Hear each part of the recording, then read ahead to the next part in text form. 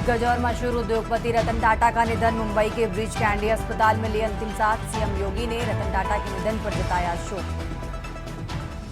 हरियाणा चुनाव परिणाम के बाद यूपी उपचुनाव में अखिलेश ने दिया कांग्रेस को झटका। सभी सीटों पर उतारे अपने उम्मीदवार। डीएसपी जियाउल हक के 10 हत्यारों को उम्र कैद। 11 साल बाद सीबीआई कोर्ट का फैसला। प्रतापगढ़ में लाठी डंडों से पीटकर मार दी थी गोली। मुख्यमंत्री योगी ने प्रधानमंत्री मोदी का जताया आभार। केंद्र ने मुफ्त फोर्टिफाइड चावल की आपूर्ति को दी स्वीकृति।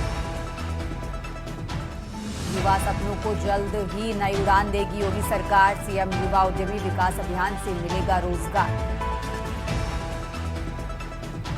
गाजियाबाद में डेंगू के 4 नए केस मिले। कुल डेंगू के मरीजों की संख्या बढ़कर 56 हुई। डेंगू के 9 मरीज अस्पताल में भर्ती।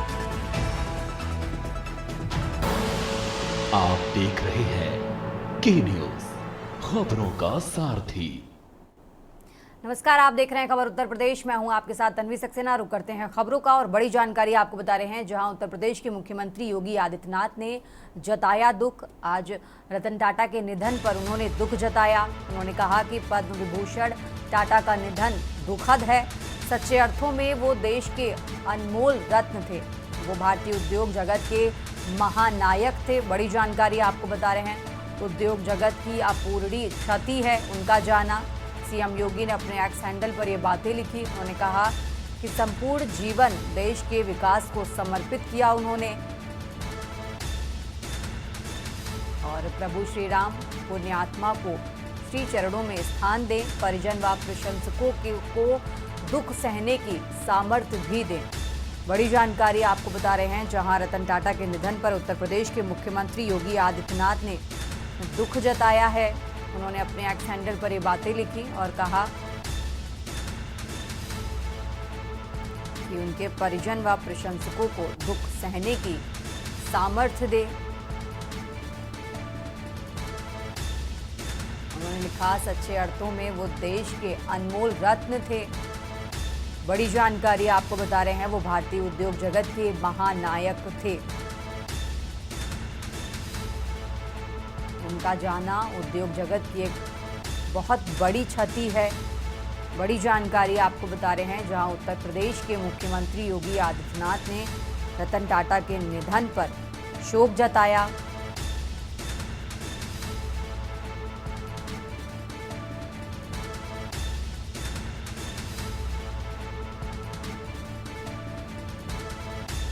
सीएम योगी आदित्यनाथ ने जताया दुख। उन्होंने कहा कि पद्म विभूषण टाटा का निधन दुखद है। सच्चे अर्थों में वो देश के अनमोल रत्न थे। बड़ी जानकारी आपको दे रहे हैं, वो भारतीय उद्योग जगत के महानायक थे।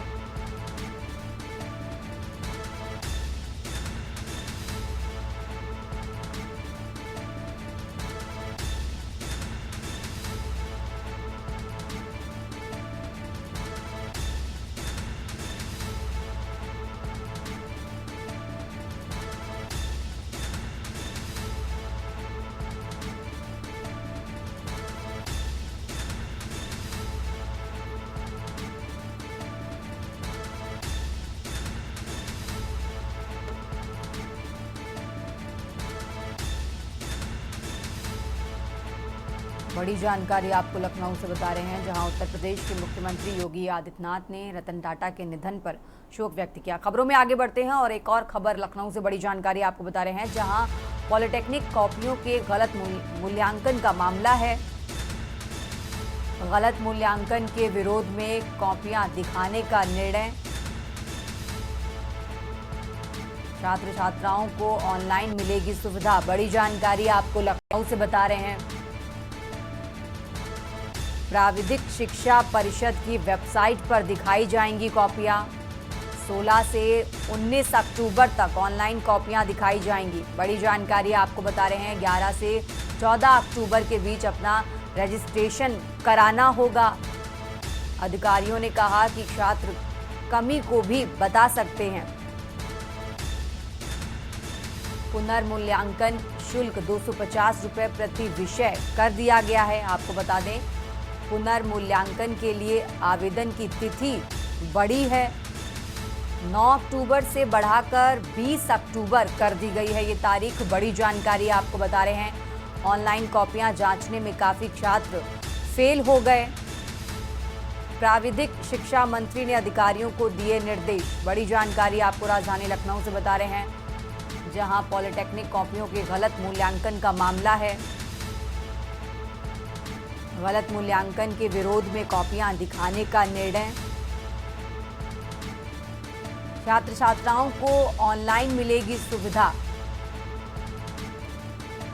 प्राविधिक शिक्षा परिषद की वेबसाइट पर कॉपियां दिखाई जाएंगी। बड़ी जानकारी आपको दे रहे हैं। 16 से 19 अक्टूबर तक ऑनलाइन कॉपियां दिखाई जाएंगी। 11 से 14 अक्टूबर के बीच अपना रजिस्ट्रेशन कराना होगा छात्रों को। अधिकारियों ने कहा कि छात्र कमी को भी बता सकते हैं। पुनर्मूल्यांकन शुल्क 250 रुपये प्रति विषय कर दिया गया है। ये भी आपको बता दें, पुनर्मूल्यांकन के लिए आवेदन की तारीख भी बढ़ा दी गई है। आपको बता दें 9 अक्टूबर से बढ़ाकर 20 अक्टूबर कर दी गई है। और इसी खबर पर ज्यादा जानकारी के लिए हमारे साथ संदीप जुड़े हुए हैं। संदीप, पॉलिटेक्निक में गलत मूल्यांकन का मामला है, बड़ा अपडेट निकलकर सामने आ रहा है कि छात्रों को ऑनलाइन कॉपियां दिखाई जाएंगी, और क्या कुछ अपडेट आपके पास इस खबर पर? देखिए, बिल्कुल जब पॉलिटेक्निक का कुछ दिन पहले रिजल्ट आता है और रिजल्ट आने के बाद से जो है अगर हम बात करें तो छात्रों ने काफी हंगामा किया था और कई जगहों पे कई छात्रों ने सुसाइड भी कर लिया था। तो इस मामले को लेकर के लगातार शासन स्तर पर वार्ता जो है वो की थी। और फिर उसके बाद अगर हम चर्चा करें तो इस पूरे मामले में अब जो है कहा जा सकता है कि जो छात्रों की जो कॉपी है वो दिखाई जाएगी। और अब कॉपी छात्रों दिखाई जाएगी। दूसरी महत्वपूर्ण बात यह है कि छात्र जो फीस सबमिट कर रहे थे 500 रुपए, जिसका जो पैसा पड़ रहा था वो आधे पे हो गया है। यानी कि कहीं ना कहीं जो मंत्री हैं आशीष पटेल, उन्होंने इस पर कार्रवाई की है और निर्देश किया है अधिकारियों को कि जो भी छात्र इस पद को फॉर्म भरते हैं उनकी फीस आधी कर दी जाएगी। यानी कि जो 500 रुपए देते थे उन्हें 250 रुपए देना पड़ेगा। और दूसरी महत्वपूर्ण चीज ये है कि कई छात्र लगातार कई दिनों से इस बार के जो रिजल्ट आए हैं पॉलिटेक्निक के, तो बहुत से छात्र फेल हो चुके थे। इन छात्रों को जो फेल हो गए थे छात्र लगातार इसका विरोध कर रहे थे। हर कॉलेजों के बाहर जो खड़े होकर के अपना विरोध ज्ञापन दे रहे थे। लेकिन कहीं न कहीं अब शासन ने इस पर संज्ञान लिया है और स्वयं जो है जो मंत्री हैं आशीष पटेल प्राविधिक शिक्षा के, उन्होंने संज्ञान लिया है और तत्काल प्रभाव से इसको निर्देशित किया है कि किसी भी प्रकार से छात्रों का अहित ना हो और छात्रों के हित में मूल्यांकन फिर से पुनः कराया जाए और जिससे कि बेहतर रिजल्ट जो है इस बार पॉलिटेक्निक का देखने को मिले। जी संदीप जी, बहुत बहुत शुक्रिया आपका तमाम जानकारी हमारे दर्शकों तक पहुंचाने के लिए। और बड़ी जानकारी आपको बता रहे हैं, जहां पॉलिटेक्निक की कॉपियों में गलत मूल्यांकन का मामला था और अब ऑनलाइन छात्रों को कॉपियां दिखाई जाएंगी और जिसकी तारीख भी बता दी गई है। बड़ी जानकारी आपको बता रहे हैं। उससे पहले रजिस्ट्रेशन करना होगा। साथ ही अधिकारियों ने कहा कि छात्र कमी को भी बता सकते हैं।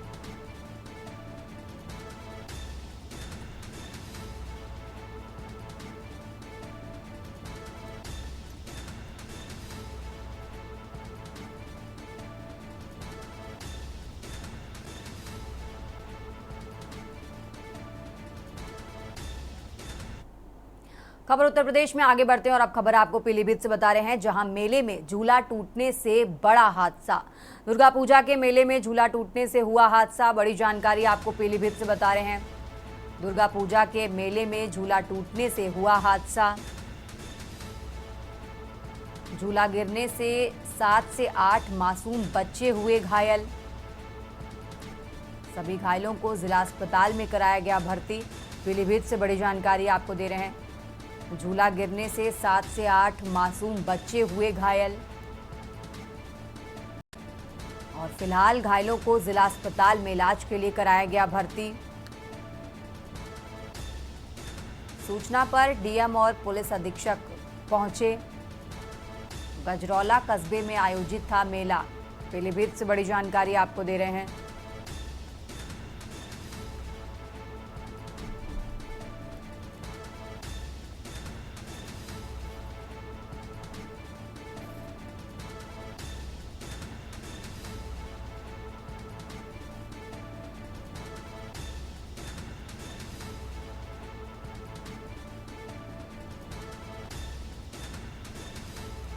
झूला गिरने से करीब 7 से 8 मासूम बच्चे हुए घायल। पीलीभीत से अहम जानकारी आपको बता रहे हैं।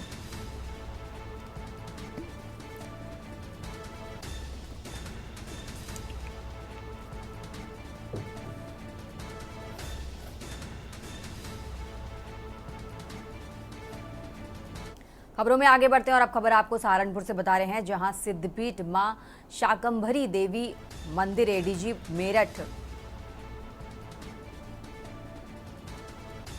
बड़ी जानकारी आपको दे रहे हैं। एडीजी मेरठ दर्शन कर मेला की सुरक्षा व्यवस्थाओं का जायजा लिया। आपको बता दें, शारदीय नवरात्र पर यहां आयोजित होता है बड़ा मेला। सीसीटीवी सहित सीसीटीवी सर्विलांस का लिया जायजा। साथ ही मंदिर के व्यवस्थापकों, पुजारियों व श्रद्धालुओं से बातचीत भी की।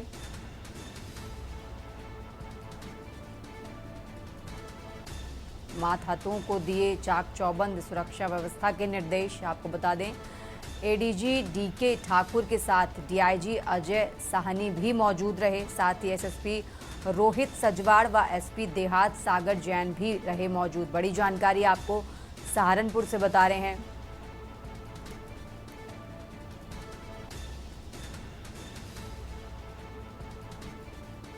यहाँ शारदीय नवरात्रि पर यहाँ बड़ा मेला आयोजित होता है।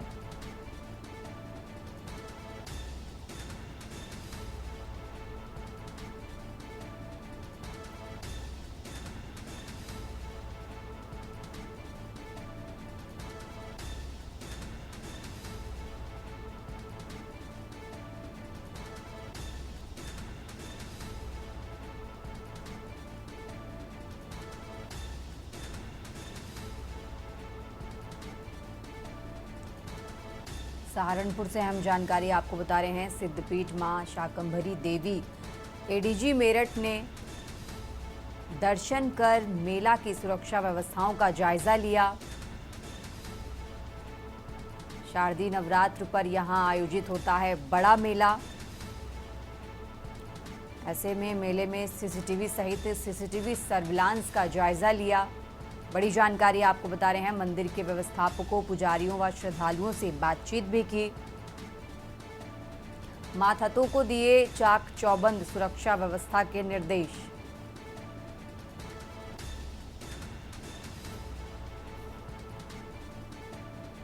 एसएसपी रोहित सजवाड़ व एसपी देहात सागर जैन भी रहे मौजूद। और अब खबर आपको बुलंदशहर से बता रहे हैं, जहां 11वीं के छात्र ने फांसी लगाकर की खुदकुशी। जेपी विद्या मंदिर के छात्रावास में छात्र ने की आत्महत्या। बुलंदशहर से खबर आपको बता रहे हैं, परिजनों द्वारा घर न भेजने से नाराज छात्र ने लगाई फांसी।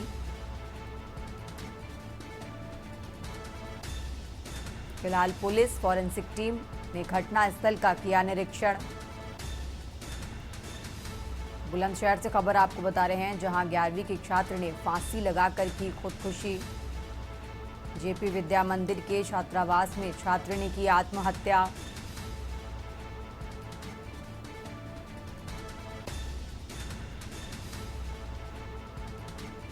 पुलिस फॉरेंसिक टीम ने घटनास्थल का किया निरीक्षण। बुलंदशहर से खबर आपको बता रहे हैं, 11वीं के छात्र ने फांसी लगाकर की खुदकुशी। जेपी विद्या मंदिर के छात्रावास में छात्र ने की आत्महत्या।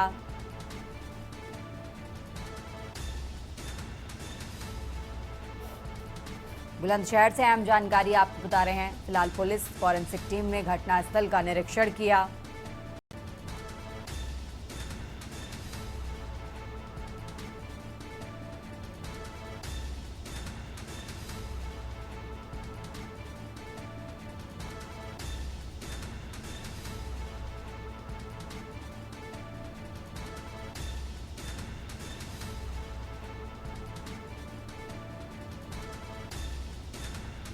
बुलंदशहर से बड़ी जानकारी आपको बता रहे हैं।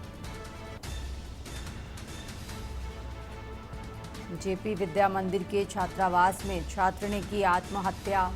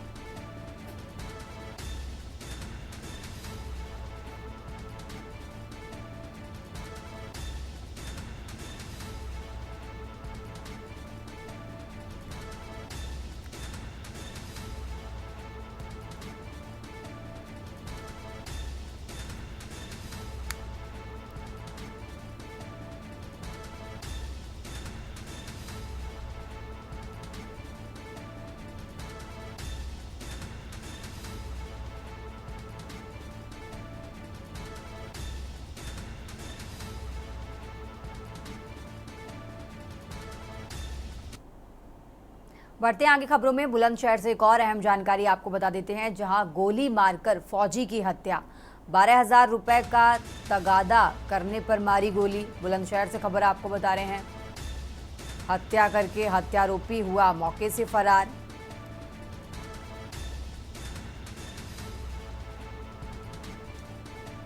पुलिस ने 2 हत्यारोपियों के खिलाफ रिपोर्ट दर्ज की। बड़ी जानकारी आपको दे रहे हैं बुलंदशहर से।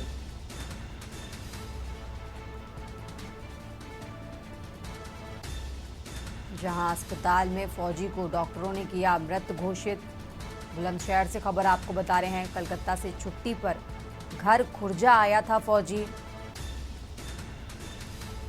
खुर्जा जंक्शन के विमला नगर में देर रात ये वारदात हुई। बुलंदशहर से खबर आपको बता रहे हैं, जहां गोली मारकर फौजी की हत्या, 12,000 रुपए का तगादा करने पर मारी गोली। हत्या करके हत्यारोपी हुए फरार। पुलिस ने 2 हत्यारोपियों के खिलाफ रिपोर्ट दर्ज की है। बड़ी जानकारी आपको बता रहे हैं।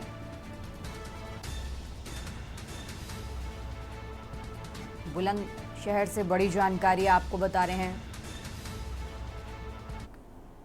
खबरों में आगे बढ़ते हैं, इटावा से बड़ी जानकारी आपको बता रहे हैं, जहां धरतीपुत्र को अर्पित की जाएगी श्रद्धांजलि। सैफई में मनाया जा रहा है मुलायम सिंह यादव की आज दूसरी पुण्यतिथि है। बड़ी जानकारी आपको बता रहे हैं, अखिलेश यादव सहित परिवार के अन्य लोग मौजूद रहेंगे। इटावा से अहम जानकारी आपको बता रहे हैं।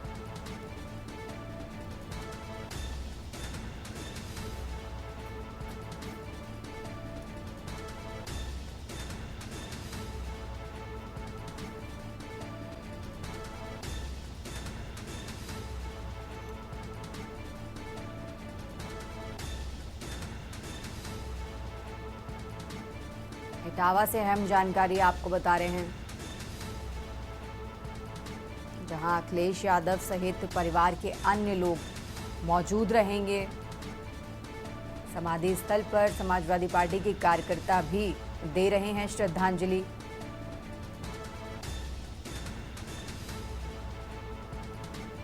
इटावा से अहम जानकारी आपको बता रहे हैं, सैफई में मनाई जा रही है मुलायम सिंह यादव की आज दूसरी पुण्यतिथि। अखिलेश यादव सहित परिवार के अन्य लोग मौजूद रहेंगे। बड़ी जानकारी आपको दे रहे हैं, समाधि स्थल पर समाजवादी पार्टी के कार्यकर्ता श्रद्धांजलि अर्पित कर रहे हैं। तस्वीरें आपको टीवी स्क्रीन पर दिखा रहे हैं। खबरों में आगे बढ़ते, राजधानी लखनऊ से एक और बड़ी जानकारी आपको बता रहे हैं। लखनऊ से बड़ी खबर आपको बता रहे हैं, जहां हाथरस भगदड़ मामले की पेशी आज। आपको बता दें, हादसे में करीब 121 लोगों की मौत हुई थी। हजरतगंज स्थित आयोग में होगी पेशी। बड़ी जानकारी आपको बता रहे हैं लखनऊ से। सत्संग करने वाले भोले बाबा की आज पेशी होगी। बड़ी जानकारी आपको बता रहे हैं, हादसे की जांच को गठित की गई थी एसआईटी। कुछ देर में आयोग परिसर में पेश होंगे बाबा। बड़ी जानकारी आपको बता रहे हैं, हाथरस हादसे से जुड़ी भोले बाबा की सुनवाई करेगा न्यायिक आयोग। आयोग परिसर में की गई है कड़ी सुरक्षा व्यवस्था। लखनऊ से बड़ी जानकारी आपको बता रहे हैं, हाथरस हादसे में 121 लोगों की मौत को लेकर आज पेशी होगी। और इसी खबर पर ज़्यादा जानकारी के लिए हमारे साथ शिवा शर्मा जुड़े हुए हैं। शिवा, एक बड़े आरोपी उस टाइम माने गए थे जब ये हादसा हुआ था, भोले बाबा, आज उनकी पेशी होनी है, क्या कुछ अपडेट आपके पास? शिवा, हमारी आवाज़ आप तक आ रही है?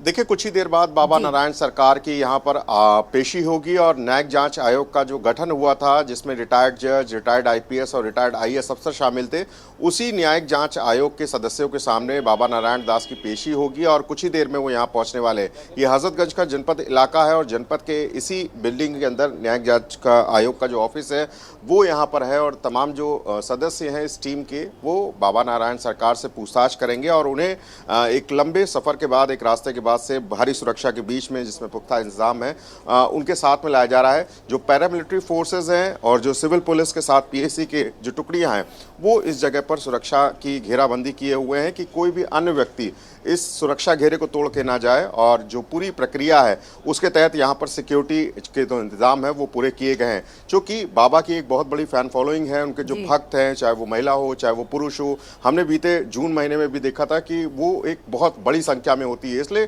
किसी भी तरीके से बाबा नारायण सरकार किसी तरीके से अव्यवस्था ना हो, यहाँ पर किसी परिस्थितियों को बिगड़ने न दिया जाए। इससे पुलिस फोर्स का पूरी तरीके से डिप्लॉयमेंट इन चारों इलाकों में है। जो भक्तगण, जो बाबा के जो चाहने वाले हैं, वो आसपास के इलाकों में जरूर आए इस खबर को सुन करके, लेकिन सभी लोगों को इस परिसर के बहुत दूर रखा जा रहा है। जो मीडिया की जो एंट्री है वो लिमिटेड लोगों की है।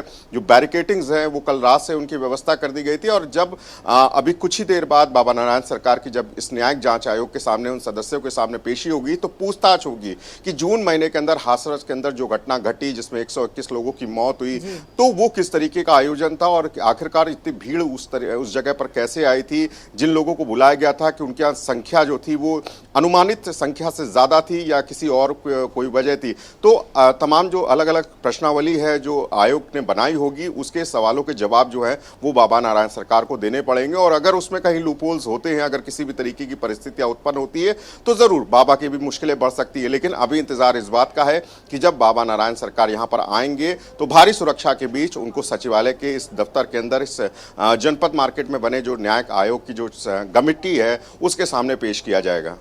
जी शिवा, बहुत बहुत शुक्रिया आपका तमाम जानकारी हमारे दर्शकों तक पहुंचाने के लिए। और लगातार खबर आपको लखनऊ से बता रहे हैं, जहां हाथरस भगदड़ मामले से जुड़े मामले पर आज बड़ा अपडेट बता रहे हैं आपको। भोले बाबा की आज पेशी होनी है, आज सुनवाई होगी न्यायिक आयोग में, जिसमें उनसे कई सवाल दागे जाएंगे। बड़ी जानकारी आपको बता रहे हैं राजधानी लखनऊ से। खबर उत्तर प्रदेश में फिलहाल इतना ही। आप देखते रहिए के न्यूज़ इंडिया। इस कार्यक्रम के